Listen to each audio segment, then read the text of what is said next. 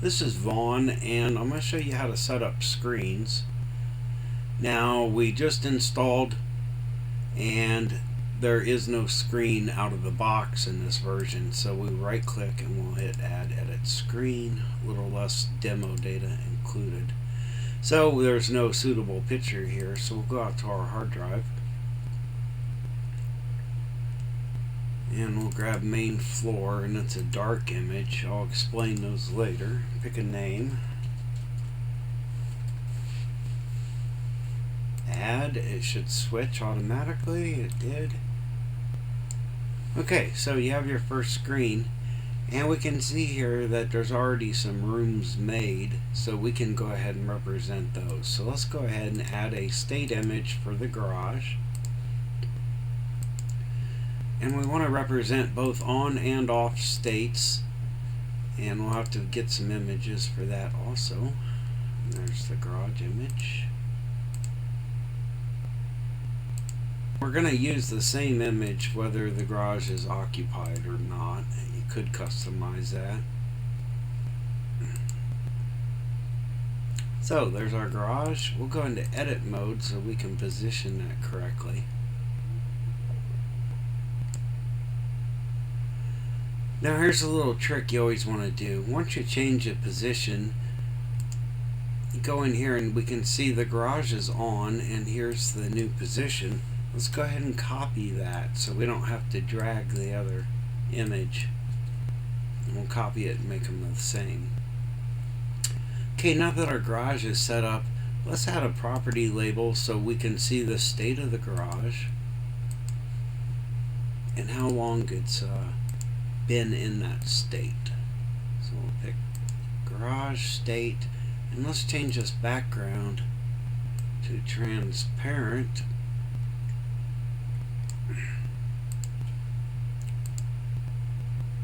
So it'll fit in better. Now we're still in edit mode, so we can move that over.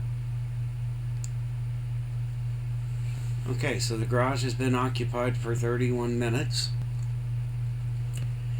And let's add myself. As you can see, the system already thinks I'm in the garage. Let's just go ahead and add a graphic for that. So again, this will be a state image that represents the state of me.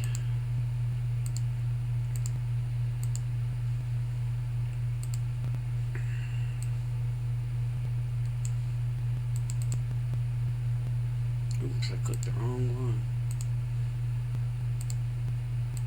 Now there's a lot of tricks. You can use like a blank image for off. We're going to tweak that over the next version a little bit. But for now, I'll just use the same image and no special methods. Alright, so there's Vaughn. And we don't really have to position Vaughn because I'll show you the system will do that automatically. I'll show you that in a little bit. During the original install, I installed the plugins for Insteon and W800, but I didn't put any devices in the system. So we need to create the objects first, and then we'll create graphics for them. So let's go ahead. We'll start with the garage here, just so I don't type as much, and we'll add a garage light. And it is an Insteon dimmer.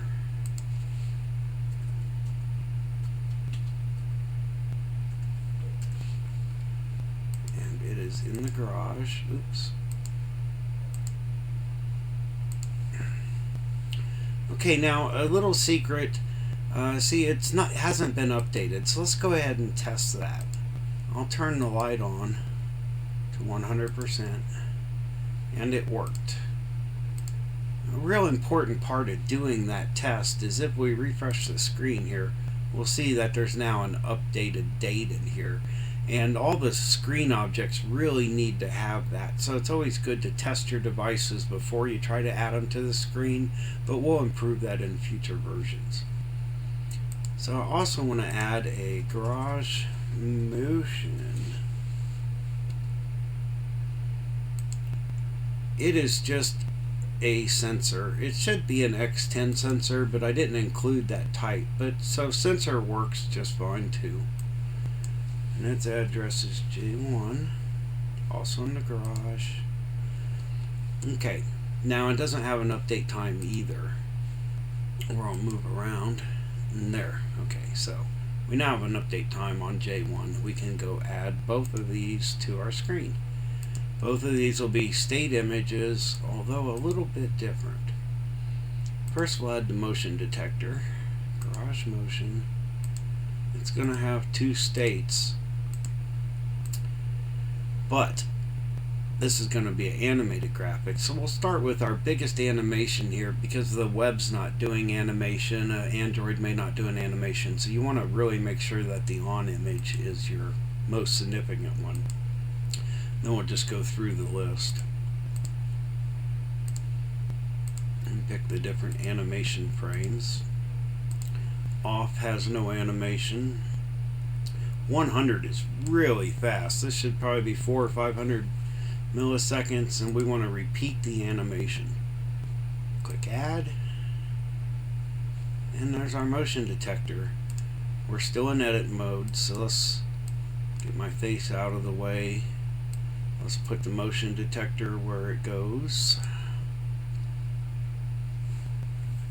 and we can see it's animating. Okay, the transparent image could use a little bit of work. Clean up those corners. Okay, now we want to add our light, again a state image. Pick our garage light. Its two states are real simple, on and off. But since this is a dimmer, we're going to use a slider option to give us dimmer control, and we're going to pass that value to the on command of the Insteon plugin for the dimmer lights. I'll move it where it goes. Okay, now like we did with the garage and the label, let's go in and set those other values so we can see we got a new position here. Let's copy that down, update it, and the same for this control.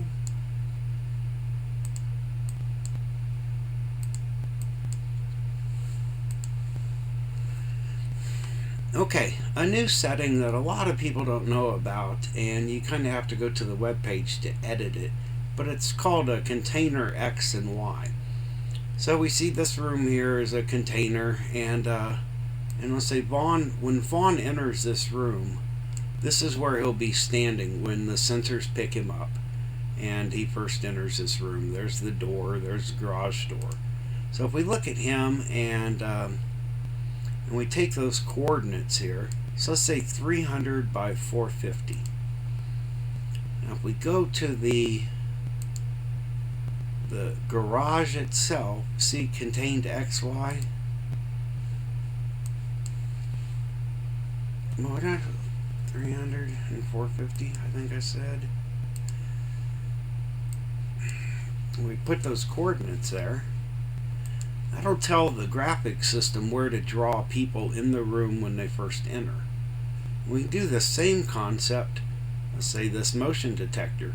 When I trigger that motion detector, I'll be standing here.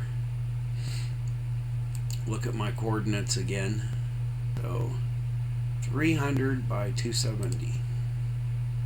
Let's refresh our screen there. So now we go to our motion detector.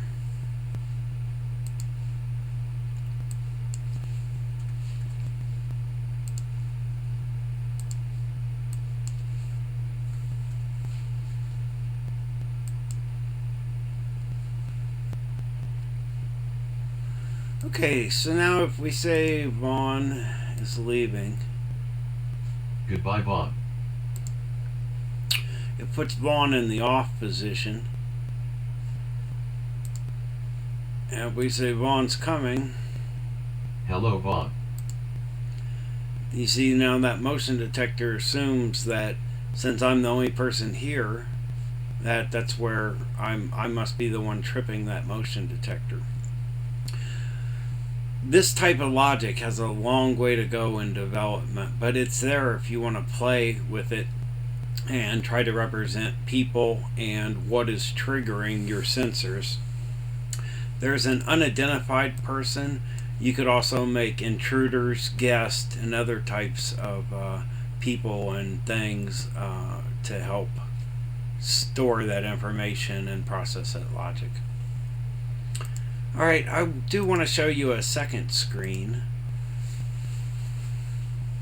So, let's say you want to do another screen. You can use all the same objects, anything you want. We'll call this one cars.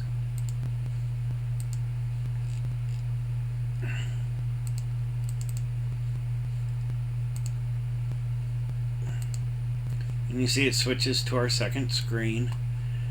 Now, if we, how do you get back and forth between the two screens? Well, one, you could manually switch to the screens, or you can add another control. It's called a navigation image. And we'll target the cars floor, and we'll pick an image. We don't have anything really in the database here. We'll say the cars deck 1 button.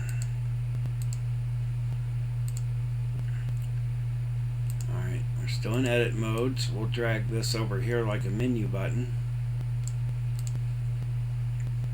And every time we click it, see, it goes to this screen. Now we go to this screen, we say add control, navigation image, go back to the main floor.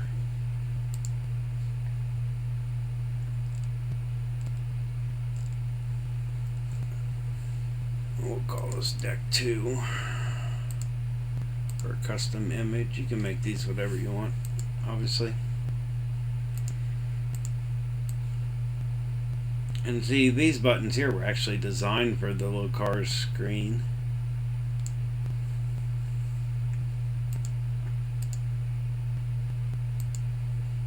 And now you can flip back and forth between your screens with the navigation system. So you can build your own menus and the such. You can reuse these images, have different themed images, all pointing at the same underlying object. Like in this case, you know, this is just an image designed for this screen, certain resolution, but it represents the garage motion detector underneath. So you can have 100 images all representing the same object.